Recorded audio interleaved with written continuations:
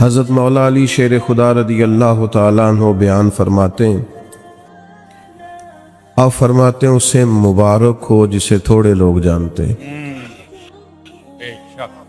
قابل مبارکباد ہے، کم لوگوں میں جانا پہچانا جاتا ہے۔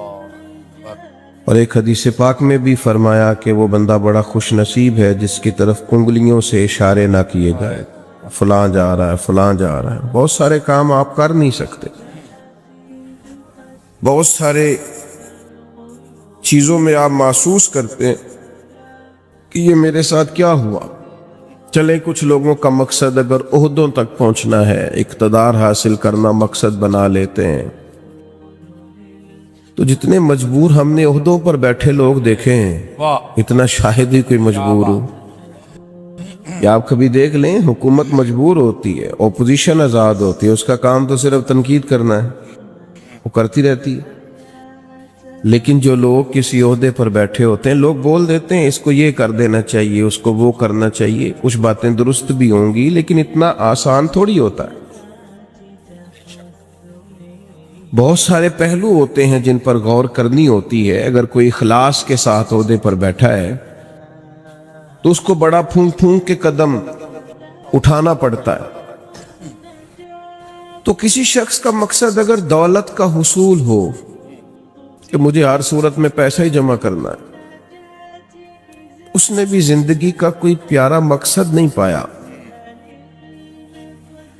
بہت ساری جگہوں پہ دولت نفع بخش ہوتی ہے، اللہ کا فضل ہوتی ہے، لیکن اگر جائز ناجائز کا لحاظ کیے بغیر مقصود ہی صرف حصول دولت ہو تو دولت کی پیاس اور بھوک وہ والی بھوک اور پیاس ہے جو پیسے ملنے سے ختم نہیں ہوتی، بڑھتی جاتی ہے۔ یہ بڑھتی ہے، یہ ختم نہیں ہوتی کہ جتنے ملیں گے حال میں مزید، حال میں مزید کی آوازیں اور آئیں گی، یہ طلب بڑھے گی۔ یہ بڑا سخت نقصان کرتی ہے انسان کی باطن کا، اس کی نورانیت کا، اس کی کیفیات کا۔ جو لوگ قناعت پسند نہیں ہوتے، حریص ہوتے ہیں، لالچی ہوتے ہیں، وہ تو بیچارے الجھ جاتے ہیں، ان کا اندر تو اجڑ جاتا ہے پوری طرح، انہیں پتہ بھی نہیں چلتا اور وہ بے آباد ہو چکے ہوتے ہیں۔ اچھا کئی دفعہ ایسا بھی ہوتا ہے وہ اخلاص سے چلے تھے، ان کے مقاصد بڑے حسین تھے، لیکن جب اس رستے پہ پڑے تو پھر مقصد بدل گیا، اللہ معاف کرے، پھر وہ حصول دولت، حصول دنیا، تو وہ اپنی بھی وہ کیفیت نہیں رہی ان کی، وہ خود بھی بے چین ہوتے۔ اور حدیث پاک میں موجود ہے، نبی کریم علیہ السلام نے فرمایا، دو بھوکے بھیڑیے، بھیڑیا ویسے ہی بڑا خطرناک ہوتا ہے، اور اگر اوپر سے بھوکا ہو تو بھیڑیا ویسے ہی خطرناک ہے، اور اگر بھوکا بھی ہو تو کریم فرماتے ہیں دو بھوکے بھیڑیے بکریوں کے ریوڑ میں کھلے چھوڑ دیے جائیں، کوئی روک ٹوک کرنے والا نہ ہو۔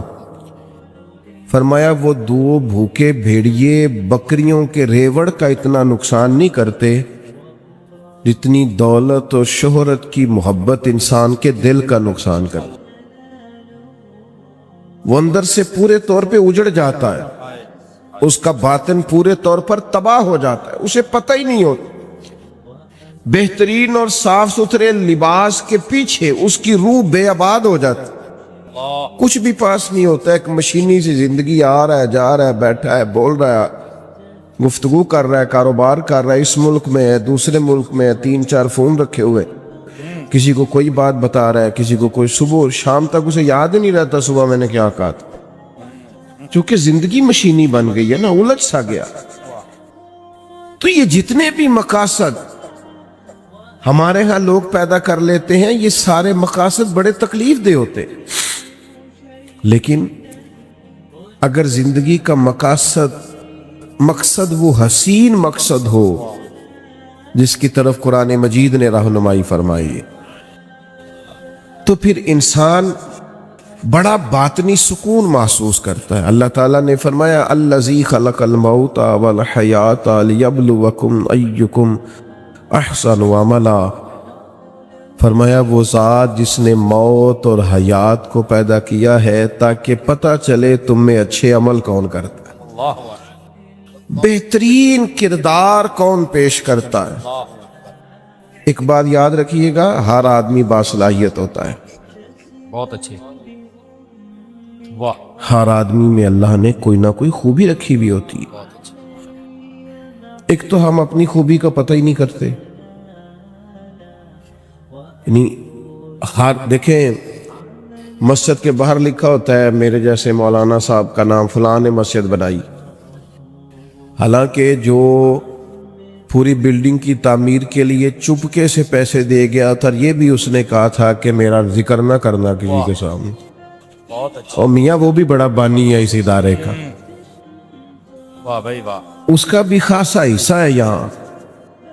تو اگر کسی شخص کو یہ صلاحیت ملی ہے کہ وہ خرچ کر سکتا ہے، اور کسی کو یہ صلاحیت ملی ہے کہ وہ آپ کو بہترین رائے دے سکتا ہے، اچھا مشورہ دیتا ہے، اس کے پاس یہ صلاحیت ہے کہ وہ باریک بینی سے سوچ سکتا ہے کسی شعبے میں، اور آپ کے ساتھ وہ اس طرح کی معاونت کرتا ہے، تو یہ بہت بڑی صلاحیت ہے۔ لوگوں میں صلاحیت ہوتی ہے، لیکن ہم کیا کرتے ہیں، پہلے تو صلاحیت کو تلاش ہی نہیں کرتے، ساری زندگی کہتے رہتے ہیں اسی تو ماڑے بندے ہیں، کاری کچھ نہیں سکتے، میں تو غریب آدمی ہوں، کاری کچھ نہیں سکتا۔ وہ سعدی شیرازی رحمت اللہ علیہ کی خدمت میں بھی ایک شخص نے اپنے دوستوں کا شکوہ کیا تھا، اس نے کہا تھا بڑے نکمے ہیں میرے دوست، بڑے ہی ناکارہ ہیں، کسی کام کے نہیں، کسی کام نہیں آتے، بالکل ہی بیکار ہیں۔ تو حضرت سعدی بار بار سمجھانے لگے، فرمایا یوں نہیں کہتے، کوئی تو خوبی ہوگی۔ اس نے کہا حضور کوئی بھی نہیں۔ فرمایا پھر بھی تعلق نہ توڑنا، اگر برے بدعقیدہ نہیں تو تعلق نہ توڑنا، صرف کوئی خوبی نہ ہونے کی وجہ سے تعلق توڑ رہے، حضور کوئی خوبی نہیں۔ تو سعدی فرمانے لگے سونو پھر بھی تعلق رکھنا، پانی جتنا مرضی میلا کچیلا بھی ہو، آگ بجھانے کے کام پھر بھی آ جایا کرتا ہے۔ بڑا میلا کچیلا ہے، گدلا ہے، بیکار ہے، لیکن آگ بجھائی جا سکتی ہے اس سے۔ تو خوبیاں ہوتی ہیں انسانوں میں۔ پہلی بات تو یہ ہے کہ ہم یہ جو شیخ ہوتے ہیں نا، بزرگ ہوتے ہیں، مربی ہوتے ہیں، ہمارے مشائخ، یہ بنیادی طور پر کرتے کیا تھے؟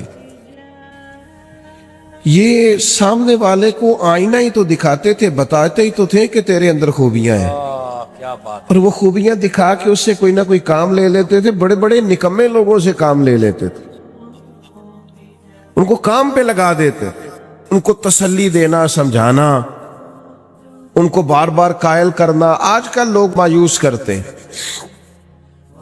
ہمارے پاکستان کے ایک بڑے معروف کالم نویس ہیں، انہوں نے ایک دفعہ کالم لکھا، وہ تبصرہ تو اس پر کر رہے تھے کہ ملک میں چند سیاسی جماعتوں کا راج ہے، کسی اور کو سامنے نہیں آنے دیتے۔ تو انہوں نے ایک مثال لکھی، کہنے لگے گاؤں کا چودھری انتقال کر گیا تو پوتا اپنی دادی سے کہنے لگا اب چودھری کون بنے گا؟ تو اس نے کہا جو چودھری فوت ہوا ہے اس کا بیٹا۔ تو نے کہا اگر وہ بھی فوت ہو گیا؟ تو کہا اس کا بیٹا۔ وہ بھی فوت ہو گیا تو انہوں نے مثال دی۔ تو آخر میں وہ دادی کہنے لگی پتر سارا پنڈ بھی مر جائے تو نہیں چودھری بن لگا، تو یہ چودھریوں نہیں بننا ہے، تو فکر نہ کر۔ تو انہوں نے مثال دی کہ کچھ بھی ہو جائے، یہ چند سیاسی لوگوں نے آنا ہے۔ تو میرا کچھ رابطہ رہتا تھا، میں نے انہیں فون کیا، میں نے کہا آپ قوم کو مایوس کر رہے ہیں، یہ فکر پیدا کر رہے ہیں آپ ہماری نوجوان نسل میں کہ تم آگے آ ہی نہیں سکتے۔ میں نے کہا تو میرے ساتھ آ، میں تجھے بتاتا ہوں غریبوں کے بچے چودھری بنے ہوئے ہیں، کیا بات، میں تمہیں بنے ہوئے دکھاتا ہوں، ہماری نظروں میں آئیں۔ یہ اپنی قوم کی تربیت کر رہے ہو کہ تم کچھ بھی نہیں کر سکتے؟ بہت اچھا، تم ان کی تربیت کرو کہ اٹھ باندھ کمر کیوں ڈرتا ہے، پھر دیکھ خدا کیا کرتا ہے۔ ہمت دلاؤ، جد و جہد کا جذبہ پیدا کرو، ان کے اندر شوق پیدا کرو، یہ محنت کریں، آگے بڑھیں، مدد کرنے والا اللہ ہے۔ علاقے میں جو چودھری کہلاتے تھے ان کا بچہ پڑھا نہیں ہے، وہ اسی کمپنی کے دروازے پر گن مین ہے، اور اسی علاقے کا جو غریب کہلاتا تھا اس کا بچہ پڑھ کے اسی کمپنی کے اندر مینیجر لگا ہوا ہے۔ تو آؤ ہم دکھاتے ہیں، آپ لوگوں کو مایوس، تو ایک تو صلاحیت کو بھانپیں کہ ہم کیا کردار ادا کر سکتے ہیں، وہ والا کردار ادا کریں، ہم کیا ڈیوٹی کر سکتے ہیں وہ والی ڈیوٹی کریں، اور پھر اپنی جو زندگی ہے، جو مقصد ہے، اس کو صحیح جگہ پہ خرچ کریں، غلط جگہ پہ استعمال۔ کچھ لوگوں کو اللہ صلاحیت دیتا ہے نا، باصلاحیت ہوتے ہیں، لیکن وہ اپنی صلاحیت کا استعمال ٹھیک۔ اچھا یہ بتائیں، جس کی آواز سریلی ہوتی ہے اپنی وجہ سے ہے کہ اللہ کی عطا ہے؟ اللہ کی عطا ہے؟ سبحان اللہ۔ تو جو آنکھیں میں نعت سناندہ 60,000 لینا ہے، پھر واہ بھائی، اس سے پوچھا جائے گا کہ یہ آواز سریلی کرنے کے تو نے دیے کتنے، پہلے یہ بتانا۔ خدا کے بندے، اللہ نے اپنے فضل سے صلاحیت دی ہے اور تو غلط جگہ پہ استعمال کر رہا ہے، نوٹ کمانے لگ گیا، اور پھر یہ کہ تیرے نخرہ ہے کہ وہ سنبھالا نہیں جا رہا الا ماشاءاللہ، اور پھر یہ کہ جس محبوب پاک علیہ الصلوۃ والسلام کی نعت پڑھ کے اللہ نے تجھے عزت دی ہے، ان کی سنت کا لحاظ تک نہیں تو کرتا، شریعت کا پاس تک نہیں ہے تجھے۔ تو سمجھے چیزوں کو، اللہ نے صلاحیت اپنے فضل سے دی ہے۔ بڑے بھائی ہوتے ہیں، 4 5 6 بھائی ہیں، لیکن ان میں سے اللہ تعالیٰ کسی کو صلاحیت دے دیتا، آگے گزر جاتا ہے۔ اب وہ کیا کرتا ہے، وہ جناب جس کو تھوڑے سے پیسے مل جائیں یا معروف ہو جائے یا جانا پہچانا جائے، وہ مشورے دے دے کے مار دیتا ہے۔ وہ ایسے بات کر رہا ہوتا جیسے بڑا پروفیسر ہے، او بھائی خدا نے فضل کر دیا، تیرا جی میں رہے، اللہ سے ڈر، اپنی صلاحیت کا غلط استعمال نہ کرے کبھی بھی۔ اگر باصلاحیت ہیں تو اس اپنے آپ سے کوئی کام لے لیں، اپنے وجود کو بیکار نہ کریں، کوئی خدمت لیں، اس سے کوئی ڈیوٹی لیں، اپنے آپ کو کسی کام پہ لگا دیں، ورنہ ضائع ہو جائیں گے۔ بڑے لوگ ہیں ایسے باصلاحیت ہیں، لیکن ایسے کام میں وقت ضائع کرتے ہیں جو ان کے والا ہے ہی نہیں، بیکار اپنا وقت ضائع کرتے ہیں۔ ہارون رشید بیٹھے تھے تو بہت سارے لوگ بادشاہ کے دربار میں آیا کرتے تھے، تو ایک صاحب آ گئے، وہ کہنے لگے میں آپ کو کوئی کرتب دکھاؤں گا اور پھر آپ سے انعام پاؤں گا۔ یہ آتے ہیں نا کرتب دکھانے والے، میجک شو کرنے والے، پھر وہ کچھ دکھاتے ہیں اور ان کو 10 روپے 20 روپے ایک آدمی دیتا ہے۔ اس نے کہا میں کرتب دکھاؤں گا اور آپ سے انعام لوں گا۔ کہا چلو۔ تو کچی دیواریں ہوتی تھی، اس نے سوئی ایک پھینکی، وہ جا کے دیوار میں لگی۔ سوئی کے پیچھے ایک چھوٹا سا سوراخ ہوتا ہے، پنجاب میں لوگ اس کو نکا کہتے ہیں، اس میں دھاگا ڈالا جاتا ہے۔ عجیب بات یہ کہ آپ کی توجہ ہے میری بات پر، اس کرتب دکھانے والے نے دوسری سوئی پھینکی تو وہ جا کے اس سوراخ میں لگی جس میں دھاگا ڈالا جاتا ہے۔ وہ تیسری پھینکی تو وہ دوسری کے سوراخ میں جا کے، اتنا مضبوط نشانہ۔ کمال۔ اس نے 12 سوئیاں پھینکی، ایک دوسرے کے نکے میں لگتی، سوراخ میں۔ لوگ آشش کر اٹھے کہ اتنا بڑا اور زبردست نشانے باز۔ اب جب وہ 12 سوئیاں مکمل ہوئی تو ظاہر ہے جو اس زمانے میں طریقہ تھا، لوگ واہ واہ بھی کرنے لگے، کسی نے 10 روپے دیے، کسی نے 100 روپیہ، کسی نے 50 روپے۔ اب اس کی نظر یہ تھی کہ چونکہ میں نے بہت بڑا کمال دکھایا ہے تو بادشاہ مجھے زیادہ پیسے دے گا۔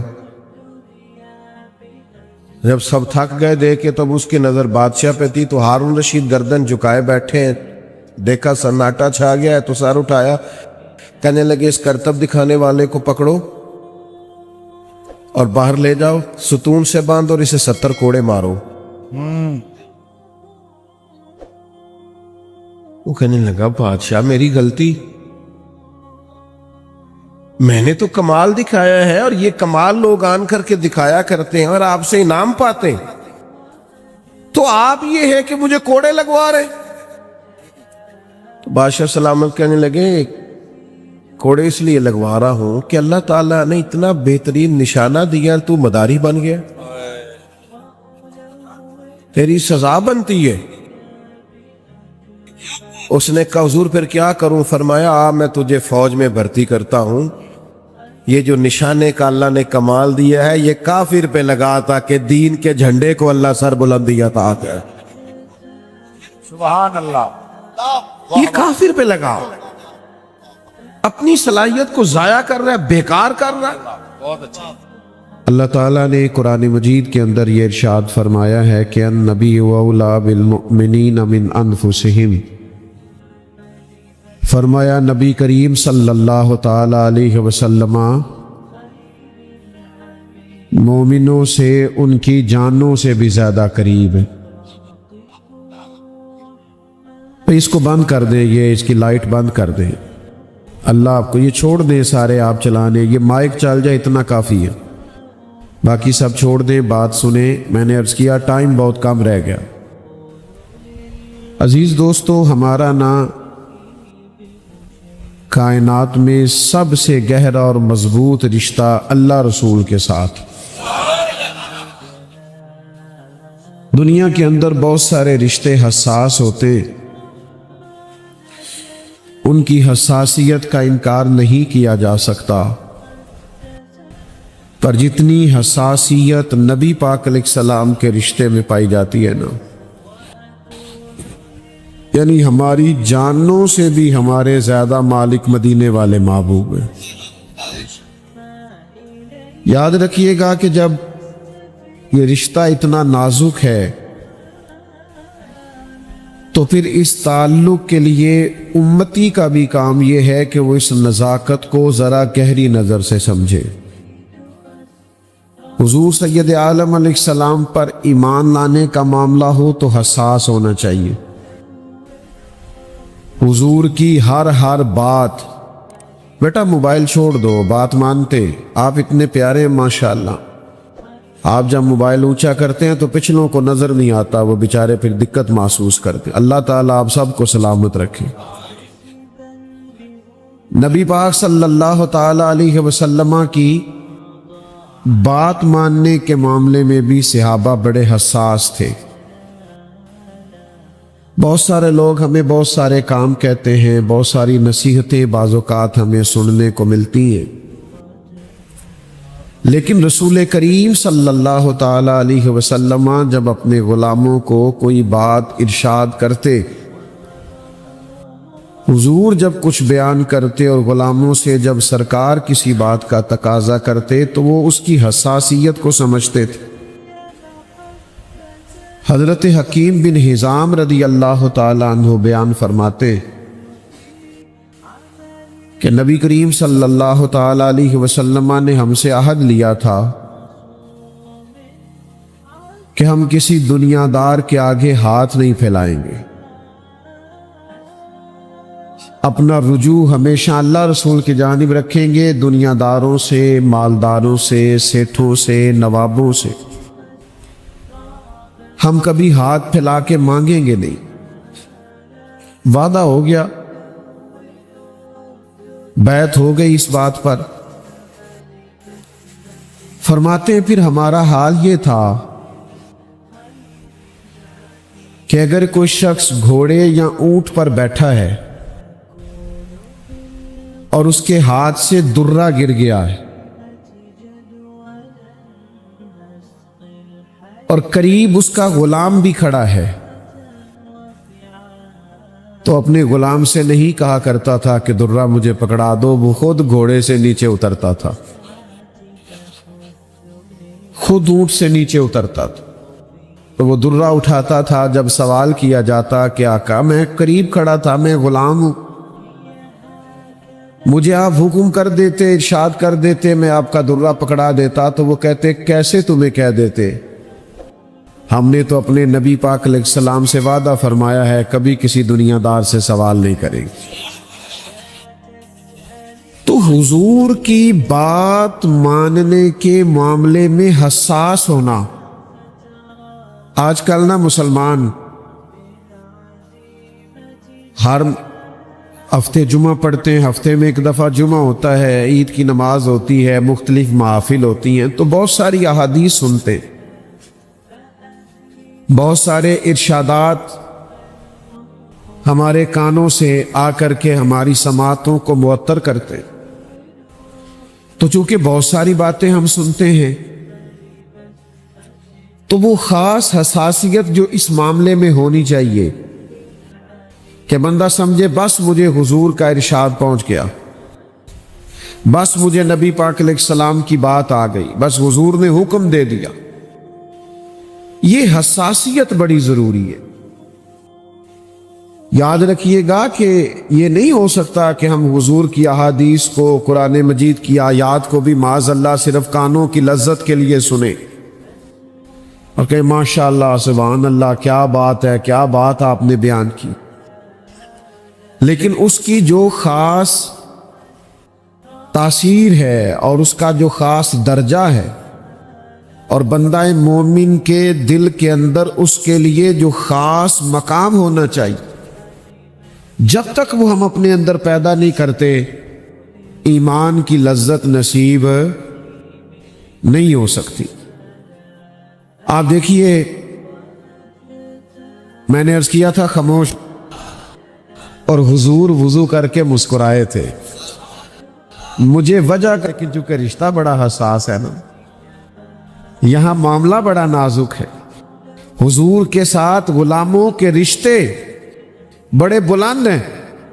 فرمایا پتہ کوئی نہیں کیوں مسکرائے تھے، لیکن چونکہ مسکرائے تھے، میں تو فرض محبت ادا کر رہا ہوں، کسی کی ادا کو ادا کر رہا ہوں۔ تو عزیز یاد رکھیے گا کہ یہ خاص نزاکت ہے امتی کی حضور کے ساتھ کہ مومن نبی پاک علیہ الصلوۃ والسلام کی بات غیر مشروط مانتا ہے،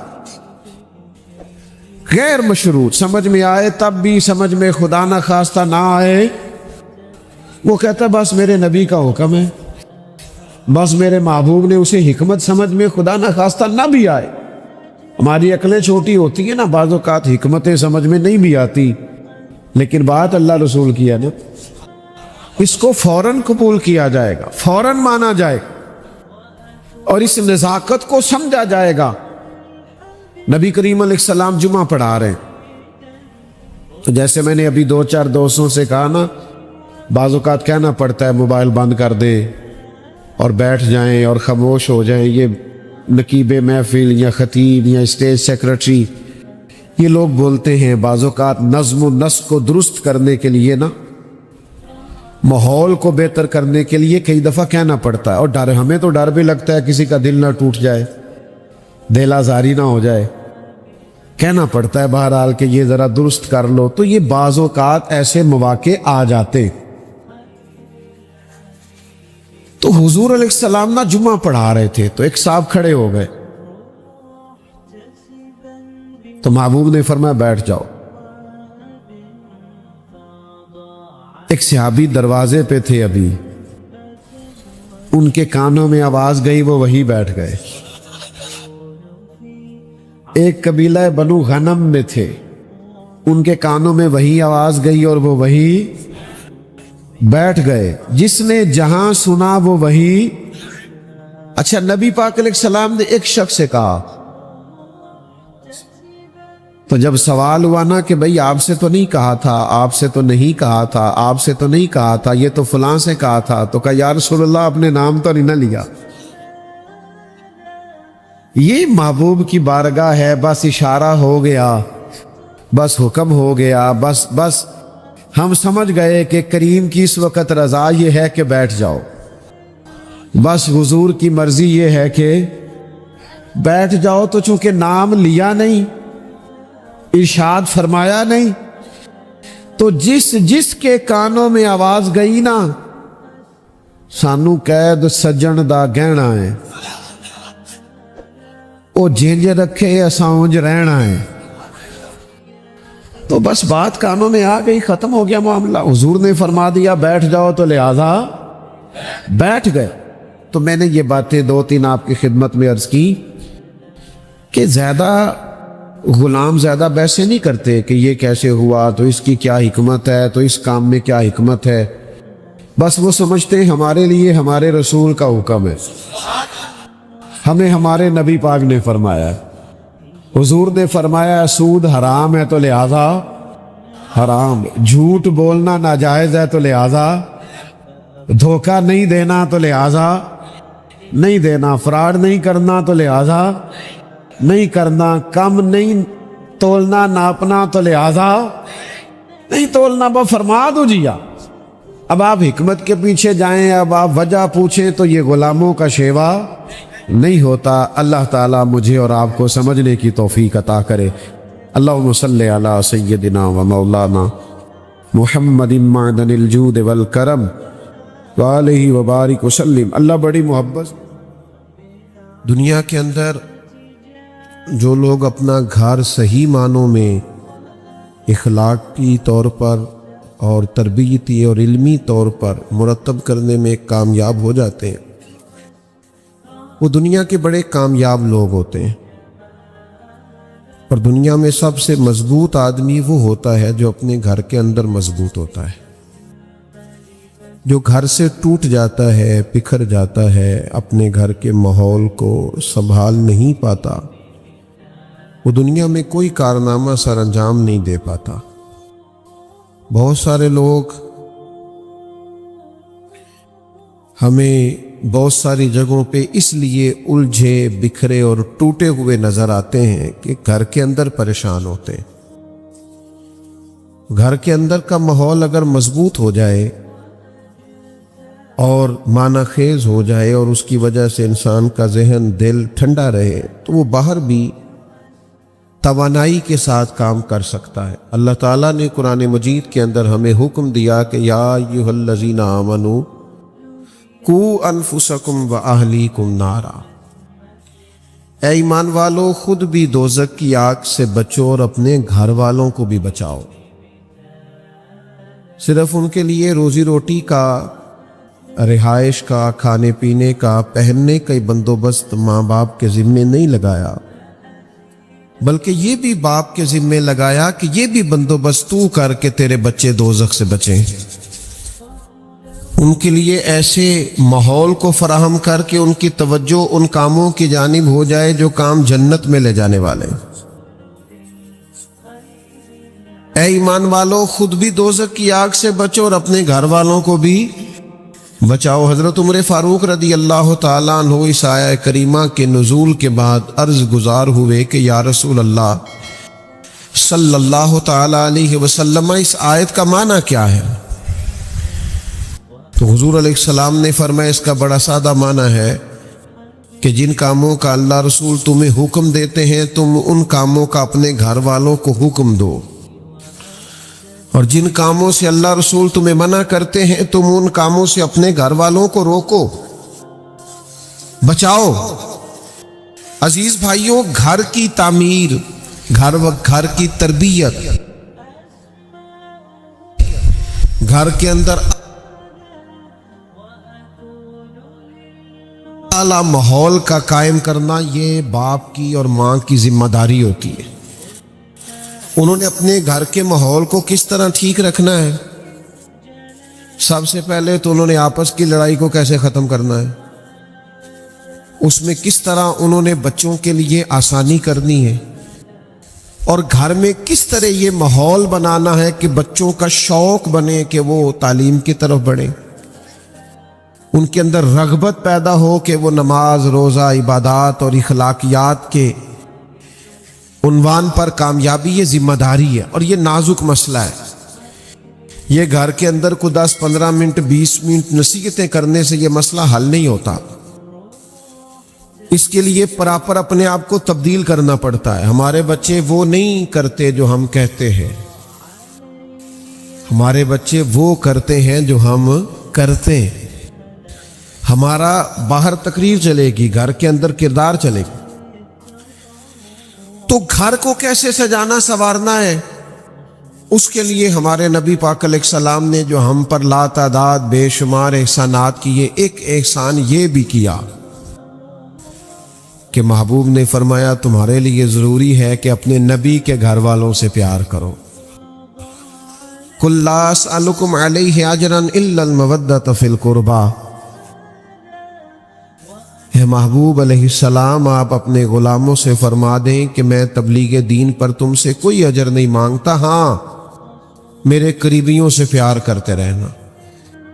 یہ جو میرے قریبی ہیں، یہ جو میرا گھر ہے، ازواج پاک ہیں، چاروں شہزادیاں ہیں، بالخصوص مولا علی شیر خدا، سیدہ فاطمہ الزہرا، امام حسن، امام حسین، یہ جو لوگ ہیں ان سے پیار کرنا، عقیدت رکھنا.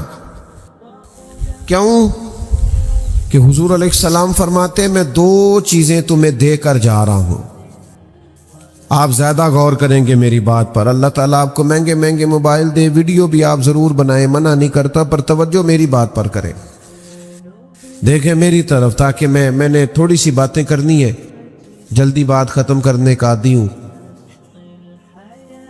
حضور فرماتے میں 2 چیزیں تمہیں دے کے جا رہا ہوں، انہیں تھام کے رہنا، گمراہی تمہارے پاس نہیں آئے گی. باتوں کو گہرائی سے سمجھا کریں، یہ 2 چیزیں جو پکڑ لے گا گمراہ نہیں ہوگا. یا رسول اللہ صلی اللہ تعالی علیہ وسلم کرم فرمائے. حضور فرمانے لگے کہ اللہ کی کتاب قرآن تمہیں دے کے جا رہا ہوں، اور دوسرا اپنا خاندان تمہیں دے کے جا رہا ہوں. میرے خاندان کی طرف دیکھنا، کردار و عمل دیکھنا، صبح شامیں دیکھنا. اگر ہم نبی پاک علیہ الصلوۃ والسلام کی جو آئلی اور ذاتی اور گھریلو زندگی ہے اس پر کبھی غور کریں تو نبی پاک علیہ السلام نے اپنا گھر کیسے سجایا سوارا، اور ہمیں کیا تلقین ارشاد فرمائی، یہ قابل غور پہلو. اور میں پھر وہی بات دہراؤں گا کہ گھر سے مضبوط ہو گئے تو باہر بھی بڑے مضبوط ہو جائیں گے. لیکن اپنے پودے خشک رہیں اور ادھر ادھر انسان باغبانی کرتا پھرے تو اسے کہا جائے گا یار تیرے اپنے پودے تو خشک ہو گئے ہیں، اور تو دوسروں کو مشورہ دے رہا ہے کہ فلاں کام کرو گے تو پھل زیادہ آئے گا. تو اپنے گھر کے اندر بھی تو بہت ساری توجہ دے، اس پر بھی تو غور کر. اللہ کے پیارے رسول صلی اللہ تعالی علیہ وسلم کی مقدس زندگی میں آپ کو ملے گا کہ حضور اپنے گھر والوں کو وقت دیتے.